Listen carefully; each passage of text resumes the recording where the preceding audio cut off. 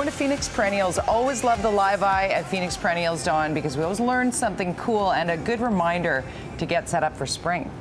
Yeah, exactly. You have to be thinking ahead. Thanks very much, Jody. And that's really Gary. I mean, right now we're getting ready for, we've actually had a pretty good spring or a pretty good fall with some sunshine, but we're getting ready for that gray weather, but we can start to plan for a pretty bright spring now. Exactly. You know, there is a little bit of planning ahead. You have to kind of think now to do something nice for your spring self. When your spring self is all depressed from the winter, how about, you know, there are these little packages of magic that you can plant right now to inspire yourself. So we've got some good favorites here. Exactly. So a lot of people will be familiar with crocuses, they'll be familiar with daffodils, they'll be familiar with the big hybrid tulips from Holland, hyacinths even. But how about we talk about some things that are a little bit more unusual and that might be interesting for people in their gardens or their patios. Okay, so you've got some great options here. Well, I love these guys. So these are the botanical tulips. These are where tulips came from. So they're like the wild tulips that grow in Turkey and adjacent countries. And these have been hybridized to make the big Dutch ones. But these are smaller, very colorful, and come back year after year. I love ornamental onions. So you don't eat them, because they're kind of expensive. Right. You eat the store-bought ones, sure. But these ones are ornamental. They have big, huge globes in white or purple, and they bloom in late spring. Now, when we plant a bulb, though, is it literally just drop it in and forget about it? Bulbs are so easy. Okay. It's one of the easiest things to grow. So for beginner gardeners or all the way to experienced gardeners, super easy. Dig a hole, drop it in, cover it up, and you're done. Don't have to worry about watering it. Don't have to worry about placing it a certain way. You'll want to water them in. You do want to put the pointy end up, but if you get it on the side or upside down, the bulb will find its way up. It just finds its way, Russ. Just finds its way. Find your way out here to Richmond Phoenix Perennials. We got lots more throughout the morning here as we get ready for spring this fall. Oh, it's great. Thanks, Dawn. I love the tips. And an evergreen is something that is pretty standard for many people's gardens, right, Gary? But you're saying we can go beyond. You called it lovingly the big green blob. Well, you know, we live in the Canadian Riviera where we can grow so many evergreen plants, and they really are the backbone of the garden. But some people forget about the beauty of deciduous plants and how they change throughout the seasons and are always changing, are always looking different. So especially at this time of year, we can really appreciate them with the fall color. So it's all about embracing real change, perhaps with a lot of red foliage. I love red bells.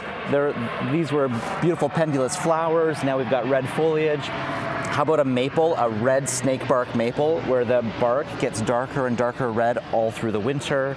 Or oak leaf hydrangeas, which have these beautiful red colors or purple colors in the fall, and they last well into the winter. Or beauty berries. These are adorable, actually. Look how cute they are. Yeah. They are adorable. So you've got the beautiful golden foliage, but then you've got all of these kind of porcelain purple berries all over it that will last all not an edible. No, don't eat that. No, but you do have the little. But the birds might. But you have the little brazzleberries, which are. We got the brazzleberry. Exactly. Yeah, blueberries are gorgeous for color in the fall, and I love these guys. Look, witch hazels.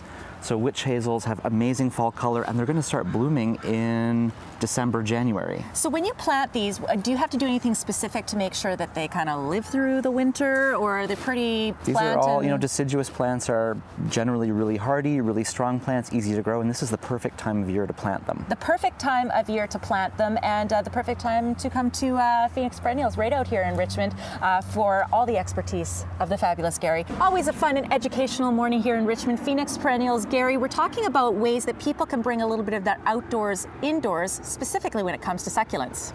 Yeah, so people might have succulents on their patio already, or they might be looking for something new to have in their house for the winter. So we've got a few interesting options for them.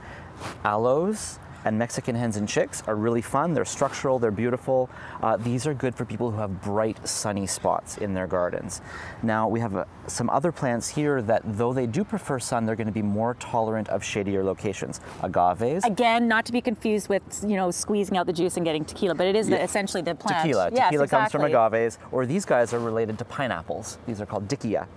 And they're beautiful, they're spiky, and they're fun. And easy to take care of. Easy to take care of. But we also want them to fit into our indoor decor, so we want to snazz them up a little bit. So here we've got a few planters that I've put together in advance. We've got colored moss, and we've got some glass. And all we really need to do is just start packing that moss around the plants to just kind of doll them up a little bit.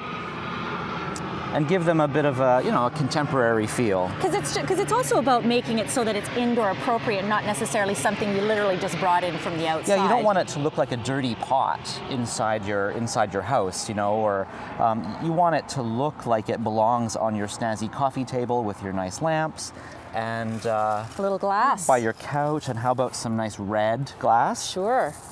And we could just put that right on top, and you can see it covers up the soil. So many great ideas. Makes things look pretty. Always looking pretty out here at Phoenix Perennials. Make your way out to Richmond. Lots of great ideas. Thank you so much, Gary. Thank you. Oh, I love this. I'm going to keep working on maybe a little blue. A little blue? Sure, Just a touch. A little bit, yeah.